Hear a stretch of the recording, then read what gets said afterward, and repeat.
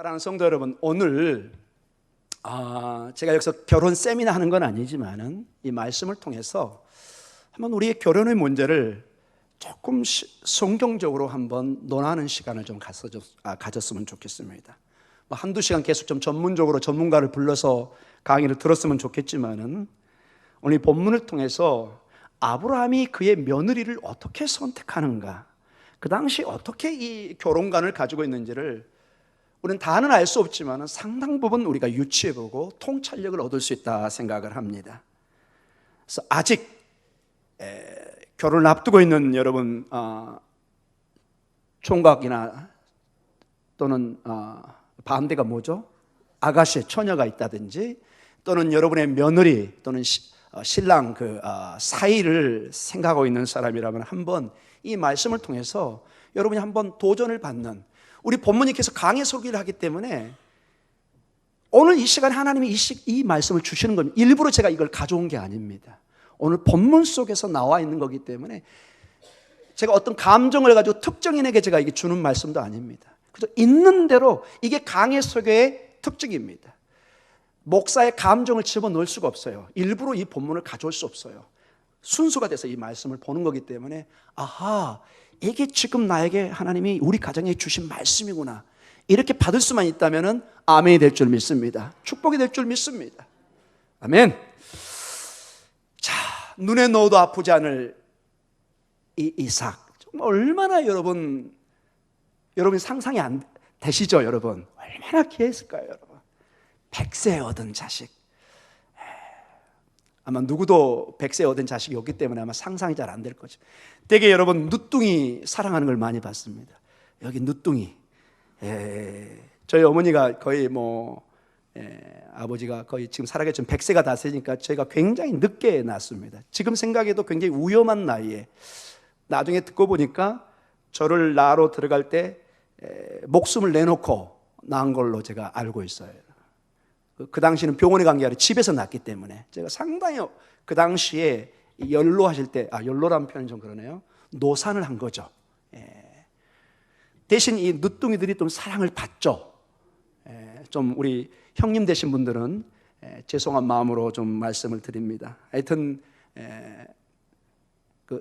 집안의 사랑이 내리사랑이라고, 되게 보면은 큰아들 때는 정신없이 엄마 아빠가 있다가 이제 정신 차릴끔 되면 이제 큰아들은 다 커버리고 막내만 남아있는 것을 보게 됩니다. 근데 여러분 이 아브라함의 집은 뭐 막내도 뭐도 없고 그냥 이삭 자체가 너무나 귀한 100세 얻었으니 얼마나 귀하겠습니까? 근데 드디어 이제 이삭이 때가 됐습니다. 어느 때가 됐죠? 장가 가야 돼요. 딱 보니까 안 돼.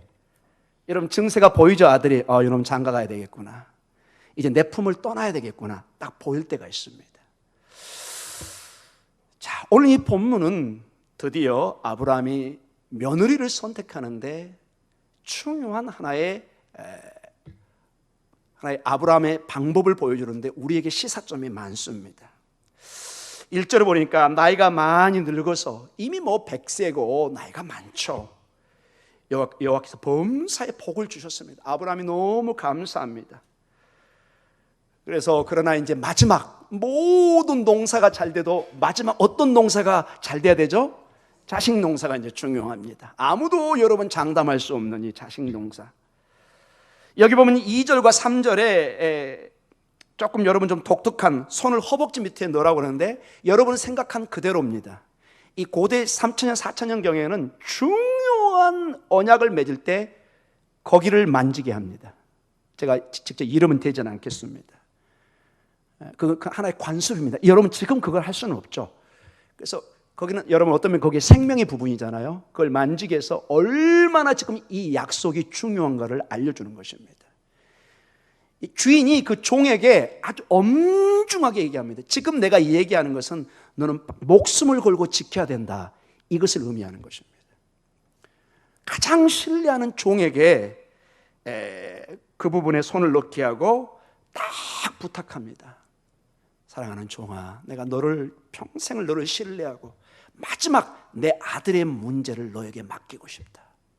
내 소원은 내 며느리를 절대로 지금 내가 살고 있는 가나안 지역에서 얻고 싶지 않다. 핵심이 그겁니다.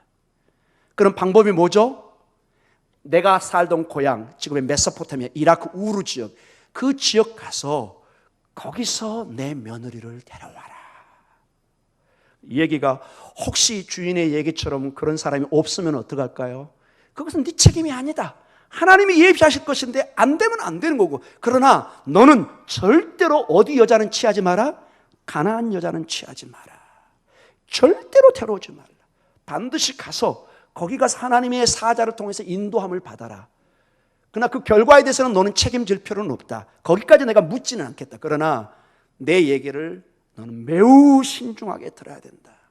그래서 그 부분에 손을 대게 하고 맹세케 합니다. 9절에 보니까 마지막 맹세를 합니다.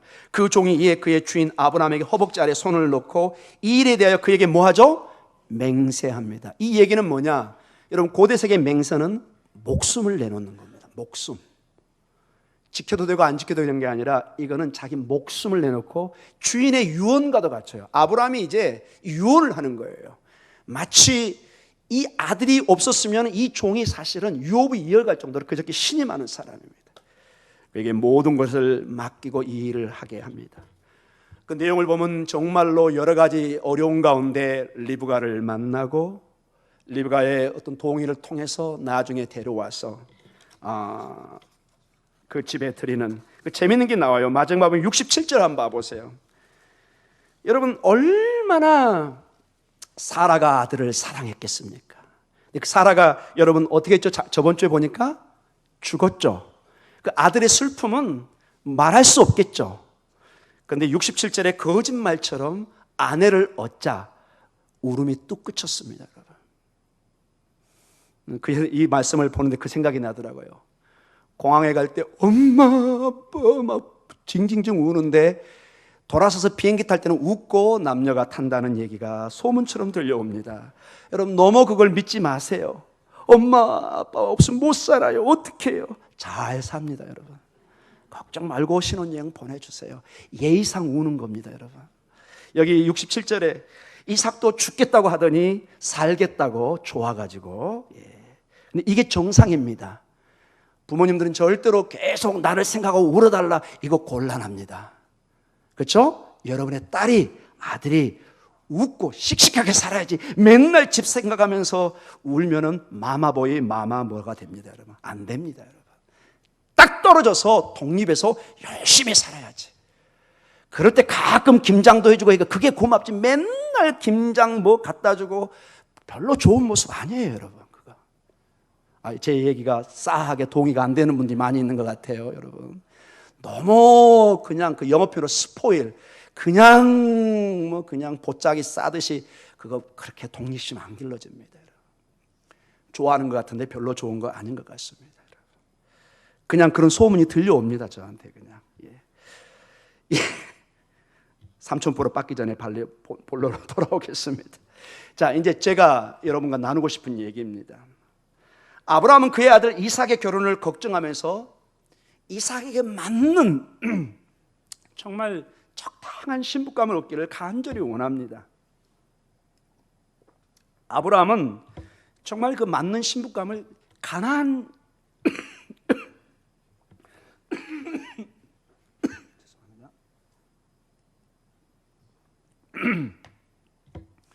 가나안 여인은 아니라고 분명히 못을 박습니다. 이 결정적인 이유가 가나안 사람들은 하나님을 믿지 않고 그 당시 보면 바알이나 아세라를 섬겼습니다.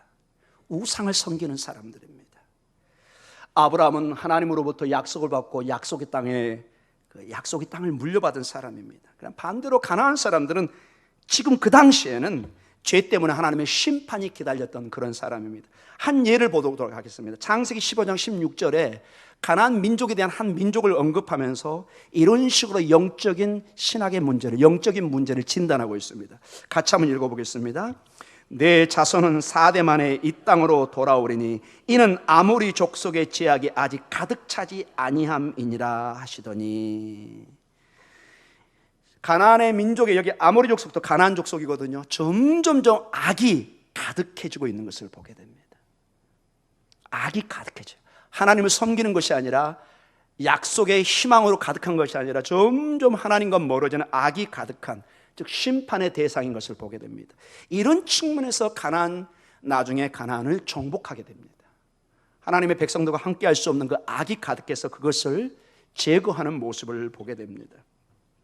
그래서 아브라함은 한 방법으로 가나안의 며느리를 얻지 못하니까 고향, 지금의 메소포타미아라고 그러죠, 자기 고향 땅으로 보내서 아내를 얻기를 원합니다. 4절에 우리 4절 한번 읽어볼까요? 4절, 내 고향 내 족속에게로 가서 내 아들 이삭을 위하여 아내를 택하라. 분명한 가이드라인을, 선을 정해줍니다. 가나안은 안 된다, 절대로 가나안은 안 되고 내 고향으로, 좀 멀지만은 이스라엘 땅에서 가나안 땅이면 보통 5, 6개월 정도 걸립니다. 목숨 걸고 가야 됩니다. 그래서 힘든 것입니다. 그래서 가장 신뢰할 수 있는 종을 통해서 이 일을 맡기는 것입니다. 힘들지만은 그러나 아무나 보낼 수 없는 정말로 중요한 이 약속의 씨가 이어지는 중요한 하나님의 언약의 그 라인이기 때문에 이게 절대로 함부로 할 수 없는 것을 보게 됩니다. 그래서 오늘 그 본문에 리브가를 만나 며느리를 데려오는 장면을 볼 수 있습니다. 그러나 여러분, 이것을 혹시 오해해서는 안 됩니다. 아브라함은 특별히 자기 민족이나 고향 사람만을 원했구나. 나도 꼭 내 고향 사람 며느리 얻어야지, 내 고향 사람 사위 얻어야지. 그렇게 생각하면 이 본문을 전혀 여러분이 이해하지 못하고 있습니다. 그럴 수도 있겠죠. 서로 문화가 비슷하고 언어도 비슷하고 그래서 그것도 나쁜 건 아닙니다. 그러나 절대적으로 그 기준을 세워서 여러분이 여러분의 며느리나 사이를 고른다면 여러 가지 부딪힐 수도 있을 것입니다. 여기서 아브라함이 우리에게 보여주는 강조점은 뭐냐? 참 신이신 하나님을 믿고 예배하는 문제에 많은 초점이 있다는 것을 여러분 잊지 마시기 바랍니다.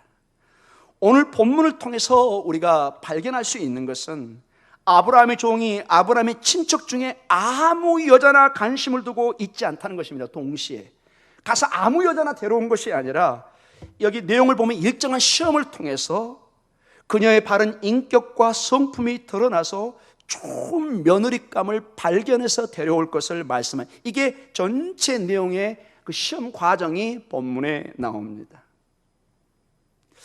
이렇게 신중하게 며느리를 선택하고 결혼의 문제를 신중하게 하는 것은 이 아브라함뿐만 아니라 저 나중에 에스라 느헤미야서에 가서도 이게 명확히 나옵니다.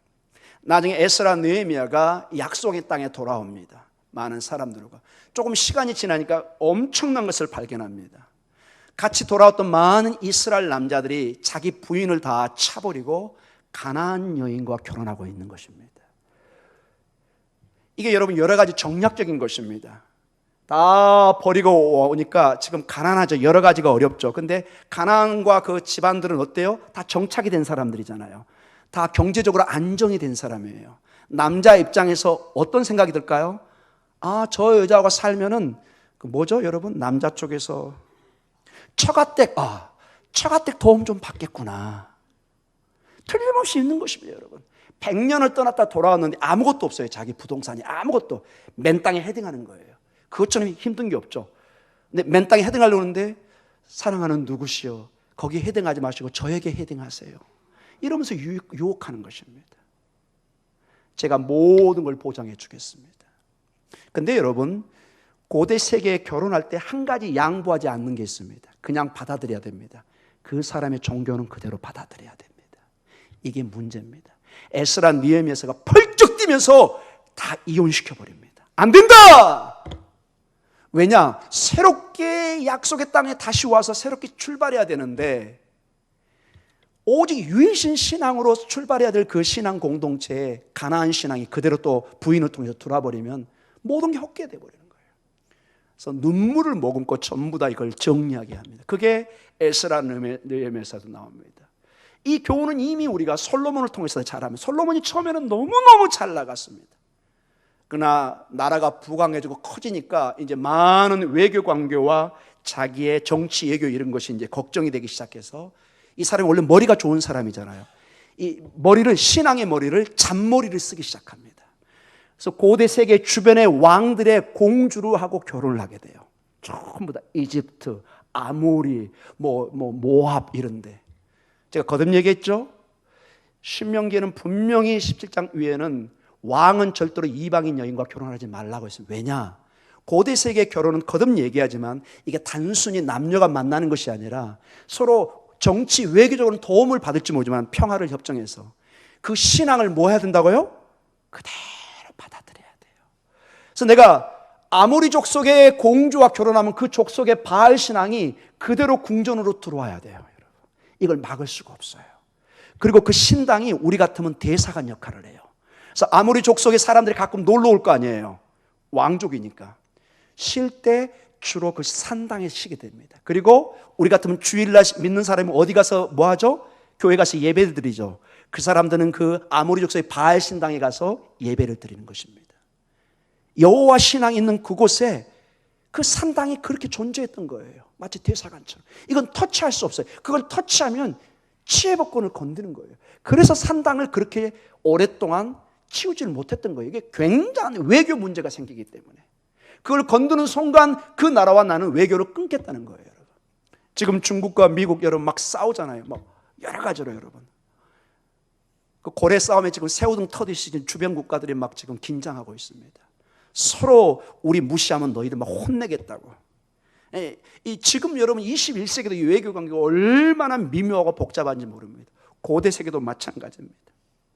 그래서 이 가나안 여인들을 그냥 얻는다는 게 단순히 그냥 한 며느리를 사이를 얻는 게 아니라 심각한 종교적인 어떤 우상의 계기가 되는 것을 보게 됩니다. 사랑하는 성도 여러분, 그래서 오늘 본문 24장에서 우리가 배우는 것이 무엇일까요? 먼저 몇 가지를 좀 정리하겠습니다. 우리는 3000년, 4000년 전에 고대 세계, 특히 이스라엘 세계와 지금 우리 세계를 바로 연결해서 이걸 이해하기는 쉽지 않습니다.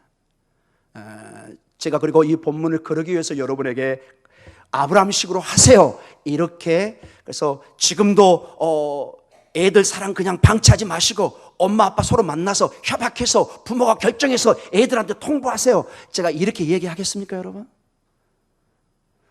속으로 웃기시네 우리 목사님. 이럴 거 아니에요, 여러분? 지금 이게 어느 세계인데, 여러분? 그리고 그 얘기한다고 여러분 자녀들이 들을까요, 여러분?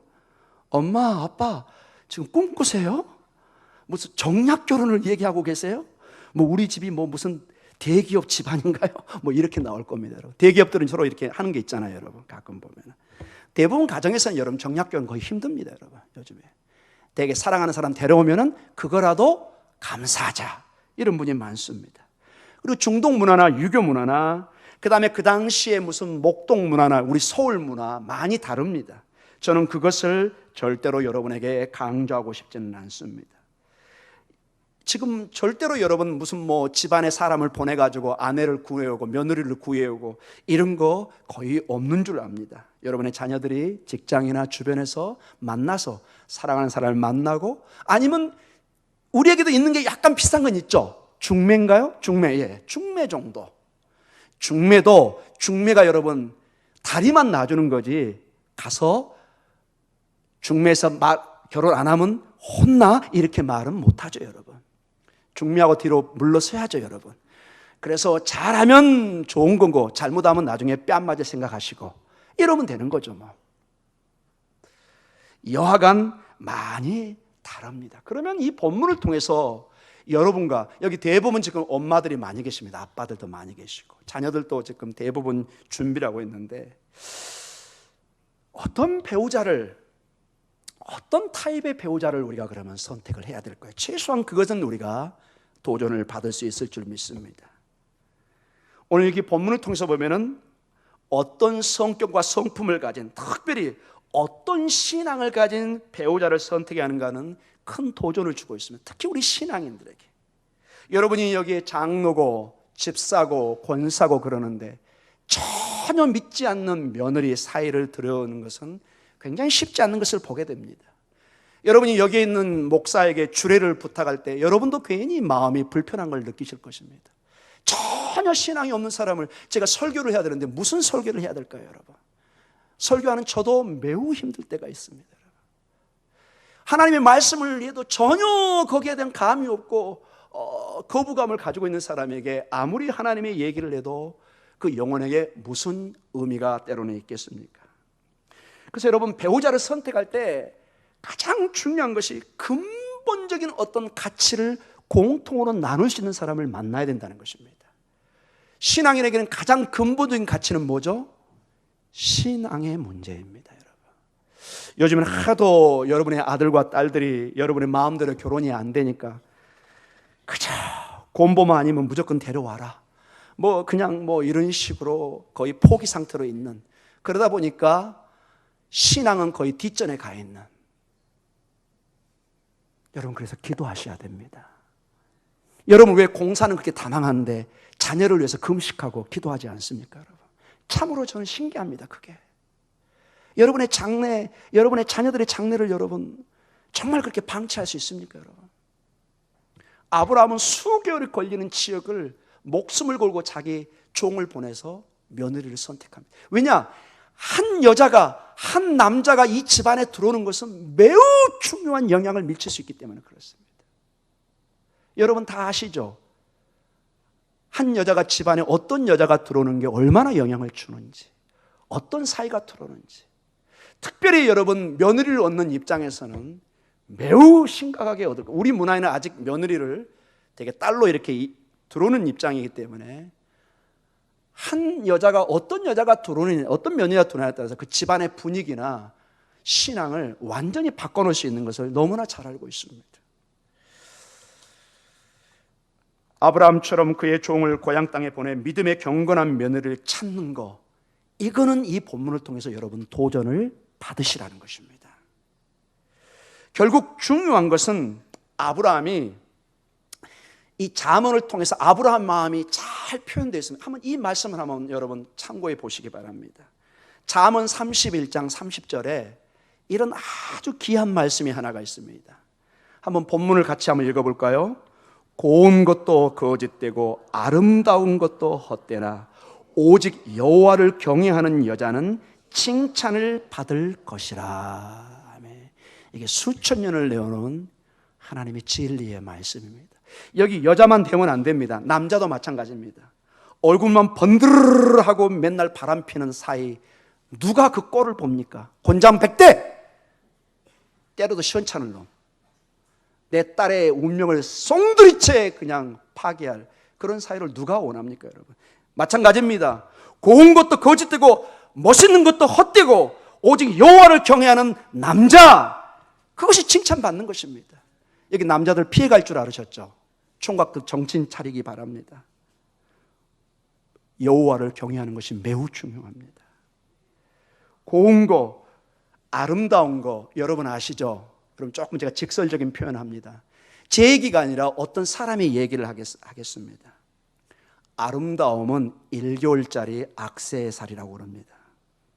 길게 가면 1년 정도 간다고 그럽니다. 여러분 참으로 가끔 놀라죠? 그 아름다운 미스 코리아 누구누구인데 이혼했다. 다들 얘기합니다. 저런 여자를 버린 저 남자는 어떤 놈일까? 이런 식의 개념. 저런 멋있는 남자를 버리는 저 여자는 무엇일까? 여러분 인간적인 멋있으면은 살아보면은 그게 그거라는 것입니다, 여러분. 저번에도 얘기했지만은 사랑하는 우리 남편 여러분, 조강지처가 최고입니다. 아멘을 잘 안 하시네요. 아멘. 우리 여성 여러분, 여러분의 남편이 최고입니다. 아무리 화상 같아도 아플 때 여러분 남편이 달려옵니다. 잊지 마세요, 여러분. 우리 남편들 잊지 마세요. 아무리 이쁜 여자들 아프면 차지 안 옵니다. 옆에서 물수발, 먼수발 하는 사람은 조강지처뿐입니다. 잊지 마십시오. 왜 이렇게 젊은 목사가 이렇게 어른 같은 얘기를 하느냐? 목사니까 하는 겁니다, 여러분. 목사니까. 많이 주변에서 봤습니다. 30년을 돌아다니고 조강지처를 괴롭게 하다가 마지막 병들니까 찾아오는 게 조강지처를.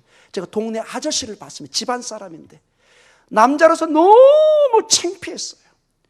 그 그냥 젊을 때 메뚜기처럼 이리 뛰고 저리 뛰고 그냥 천국일주는 살다가 아프고 돈 없고 힘 없으니까 고개 푹 숙이고, 그런데 그걸 받아줘요. 나는 그 아주머니가 예수님의 사랑을 봤어요. 물어봤더니 나중에, 그래도 내가 받아줘야지, 저 병든 남편 어떻게 하라고. 그리고 내 새끼들 아버지인데. 와, 예수님의 얼굴이 거기 보이더라고요. 여러분, 고운 것, 거짓된 것, 여러분 또 이거 오해하지 마십시오. 아름다운 거 죄 아닙니다.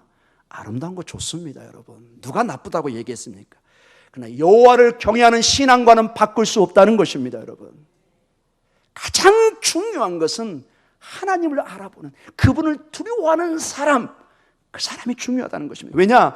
하나님을 두려워하는 사람은 조심하게 되어 있습니다. 조심하게. 어떤 일을 하더라도 이러다 내가 하나님 앞에 벼락 맞겠구나 깜짝 놀라는 것입니다. 하나님을 경외하지 않으면 멋대로 사는 것입니다. 지 멋대로. 무서움을 몰라요. 무서움을. 천벌이 내린다는 것을 인식을 못하고 있다는 거예요. 여호와를 경외한다는 것은 이 말 자체가 야래, 두려워한다는 말입니다. 인생을 조심스럽게 삽니다. 내 감정적으로 욱하게 살고 싶어도 내 아내를 위해서, 내 자식을 위해서, 내 남편을 위해서 오늘을 조심하는 것입니다. 하나님의 심판을 두려워합니다. 내가 이렇게 살다가 나중에 꼭 심은 대로 걷겠지, 내가 조심해야 되겠구나. 잘못을 회개할 수 있는 기회를 갖습니다. 여러분의 삶에 여호와를 경외하는 여러분의 깊은 모습이 있기를 간절히 축원합니다. 최소한 여러분의 사이, 여러분의 며느리에, 여러분의 배우자가 신앙인이라면 여호와를 경외하는 것을 가장 우선순위 하시기 바랍니다. 자, 그런 측면에서 사도 바울이 얘기했던 신약으로 와서 말씀을 이제 맞춘 쪽으로 가보겠습니다. 고린도 후서 6장 14절과 18절에 매우 의미심장한 말씀을 우리에게 주고 있습니다. 고린도 후서 6장 14절과 18절, 여러분 많이 봤던 말씀입니다. 같이 한번 읽어보겠습니다. 너희는 믿지 않는 자와 멍에를 함께 매지 말라. 의와 불법이 어찌 함께하며 빛과 어둠이 어찌 사귀며 그리스도와 벨리알이 어찌 조화되며 믿는 자와 믿지 않는 자가 어찌 상관하며 하나님의 성전과 우상이 어찌 일치가 되리요. 우리는 살아계신 하나님의 성전이라. 이와 같이 하나님께서 이르시되 내가 그들 가운데 거하며 두루 행하여 나는 그들의 하나님이 되고 그들은 나의 백성이 되리라. 그러므로 너희는 그들 중에 나와서 따로 있고 부정한 것을 만지지 말라. 내가 너희를 영접하여 너희에게 아버지가 되고 너희는 내가의 자녀가 되리라. 전능하신 주의 말씀이니라 하셨느니라. 아멘. 이건 직접적으로 결혼에 관계된 본문은 아닙니다. 그러나 이 내용을 보면은 여러분 가장 친밀한 관계가 부부잖아요. 근데 이 부부가 이 신앙 문제에 트러블이 생긴다. 정말 나는 주일날 예배드리지 않고는 살 수 없습니다. 그러는데 가지마. 뭔 시간을 낭비해. 뭔 돈이 남았다 거기 헌금하고 있어. 이런 식으로 여러분 신앙에 도전을 하면 여러분 어떻게 살겠습니까? 내 신앙이 우선순위고 나는 하나님을 경외하고 두려움 속에 사는데 전혀 이 가치를 나눌 수 없는 어떤 집안에 문제가 있어요. 남편이나 아내 신앙 있는 사람은 기도로 새벽을 깨워서 하나님 앞에 나가려고 그러는데 잠이나 자! 뭐하러 가려고 그래? 이렇게 여러분 신앙을 도전을 하면 이거는 같이 살기 쉽지 않습니다. 사람이 영적으로 변하면 이런 일들도 일어납니다. 갑자기 악해지면 별 현상이 다 나오는 것을 보게 됩니다. 그러나 신앙의 사람들이 어떤 문제를 놓고 남편이 아내가 함께 새벽을 깨우면서 눈물로 기도할 때 하나님의 역사는 배가 될 줄 믿습니다. 어차피 인생에 누군가 선택해서 사는데 할 수만 있으면 여러분 믿는 사람과 함께 믿음의 여정을 함께 하시기 바랍니다. 아멘. 자, 지금까지 얘기는 앞으로 결혼할 사람들에게 하나님이 여러분에게 조언을, 여러분에게 권면을 하고 있는 것입니다. 그러면 이렇게 반문할 수 있을 것입니다. 목사님, 저는 이미 끝났어요. 이미 며느리 얻었고 이미 사위 얻었고 이미 저는 지났는데 저는 이제 죽었군요. 앞으로 어떻게 살아야 될까요? 아닙니다, 여러분. 아직 여러분에게 희망이 있습니다. 놀랍게도 성경은 이미 이러한 믿음의 사람과 결혼하지 못하고 이방 신앙을 가진 사람과 믿음이 없는 남편이나 믿음이 없는 아내와 결혼한 사람에게도 마지막 희망을 주고 있습니다. 저는 이 말씀을 준비하면서 이게 굉장히 저한테 와닿고 우리 교회의 실정을 봐도 굉장히 와닿는 것을 보았습니다. 동일하게 고린도전서 7장 12절과 16절에 사도 바울이 이미 결혼한 가정에 이렇게 권면을 줍니다. 매우 의미심장한 말씀입니다. 12절부터 16절 중요하기 때문에 같이 읽습니다. 그 나머지 사람들에게 내가 말하노니 이는 주의 명령이 아니라 만일 어떤 형제에게 믿지 아니하는 아내가 있어 남편과 함께 살기를 좋아하거든 그를 버리지 말며 어떤 여자에게 믿지 아니하는 남편이 있어 아내와 함께 살기를 좋아하거든 그 남편을 버리지 말라. 같이 읽습니다. 믿지 아니하는 남편이 아내로 말미암아 거룩하게 되고 믿지 아니하는 아내가 남편으로 말미암아 거룩하게 되나니 그렇지 아니하면 너희 자녀도 깨끗하지 못하리라. 그러나 이제 거룩하니라. 혹 믿지 아니하는 자가 갈리거든 갈리게 하라. 형제나 자매라 이런 일에 구애될 것이 없느니라. 그러나 하나님은 화평 중에서 너희를 부르셨느니라. 아내된 자여 내가 남편을 구원하는지 어찌 알 수 있으며 남편된 자여 내가 내 아내를 구원하는지 어찌 알 수 있으리요. 아멘. 혹시 이 말씀을 보면서 여러분 마음에 깊이 와닿는 게 없습니까? 나는 우리 성도 중에 많이 있는 것 같습니다. 정말로 가능성이 없는 남편을 아내를 정말 힘든 가운데 기도하고 이게 거룩하게 한단 말이 영어 표현으로 sanctify란 말입니다. 그 사람을 믿음의 남편으로 믿음의 아내로 만들 수 있다는 것입니다. 하나님이 한 번 더 기회를 주십니다. 우리 인생에 믿지 않는 남편의 아내를 얻을 수도 있습니다. 왜? 사랑은 때로는 종교를 떠나서 다가올 수 있거든요. 또 옛날에는 여러분 중매로 결혼할 수밖에 없는 상황도 있었을 것입니다. 그런데 16절 보세요. 남편이 구원할는지 어찌 알 수 있으리야. 아내가 구원받을지 어찌 알 수 있으리야. 구원받을 수 있다는 것입니다. 여러분이 여러분의 남편을 거룩하게 만들 수 있습니다. 여러분이 여러분의 아내를 거룩하게 만들 수 있습니다. 신방을 해보면 많은 우리 여자 성도님들은 남편의 구원의 문제를 놓고 고민하는 것을 봅니다. 저는 한 번도 희망을 잃지 않았습니다. 권사님, 집사님, 기도하십시오. 본문에 분명히 하나님의 능력으로 언젠가 거룩하게 될 날이 있다고 말씀하십니다. 우리의 책임은 기도를 쉬지 않는 것입니다. 이미 여러분의 자녀가 결혼을 했고 믿음이 없다고 그러면 여러분이 기도하셔야 됩니다. 이미 얘기했잖아요. 세상의 농사는 일정한 끝이 있지만 자식 농사는 죽을 때까지 가는 것입니다. 그런 책임을 안 느끼처럼 저처럼 애가 없으면 되는 것입니다. 애가 있는 이상 죽을 때까지 부모는 책임의식을 느껴야 됩니다. 언제까지? 결혼했어도. 그래서 여러분이 특히 우리 어머니들이 뭐 김치, 깍두기 이런 거 바리바리 쌀 생각하지 마시고 여러분의 사위, 여러분의 며느리, 여러분의 자녀를 위해서 기도하시기 바랍니다. 기도. 내 며느리가, 내 아들이, 내 사이가 믿음이 없다면 정말 그걸 놓고 사명을 가지고 기도하십시오. 여러분 이 고린도서 7장 12절과 16절은 거의 선교의 사명의 개념입니다. 그 믿지 않는 사이를, 며느리를 전도의 대상으로 삼는 거예요. 어쩌든 그를 구원에 이르도록. 사랑하는 성도 여러분, 그 책임이 있는 줄 믿습니다. 힘이 없습니다. 힘을 내셔야 됩니다. 힘을 내세요. 여러분. 힘을 내셔야 돼요. 거기까지 책임져 주셔야 돼요. 여러분. 거기까지. 그리고 여러분의 자녀가 있으면은 여러분의 아들이 있든지 딸이 있든지 여러분 책임이 큽니다. 그냥 여러분 결혼 자금 내서 결혼하는 것도 중요하지만 믿음을 심각하게 고려하십시오. 그쪽 상대가 시댁이라고 아니고 뭐죠? 사돈댁이 정말로 믿음의 가족인데 내 자식은 믿음이 없다. 여러분 얼마나 그건 도전된 얘기입니까? 여러분 지금 교회에 권사고 장로고 목사고 그렇다면 책임을 느끼셔야죠. 그래서 여러분 세상에 여러분 지금 공사 다망한 것을 전부 다 일단 좀 중단하십시오. 여러분 우선순위가 지금 여러분의 자식 농사입니다. 여러분 그걸 잊지 마십시오. 여러분 나중에 여러분 나중은 없습니다. 여러분 여러분 헝가리 사건을 못 보십니까 여러분? 나중은 누구도 책임 못 져요 여러분. 지금이 중요한 것이에요. 지금 내가 기도하는 건가? 지금 내가 이 문제를 어떻게 생각하는가? 아브라함처럼 마지막 유언처럼 며느리를 위해서 절대로 가나안에서 얻지 마라. 제발 너는 반드시 고향 땅에 가서 경건한 며느리를 얻어와라. 여러분 이런 것은 욕심을 가지시기 바랍니다.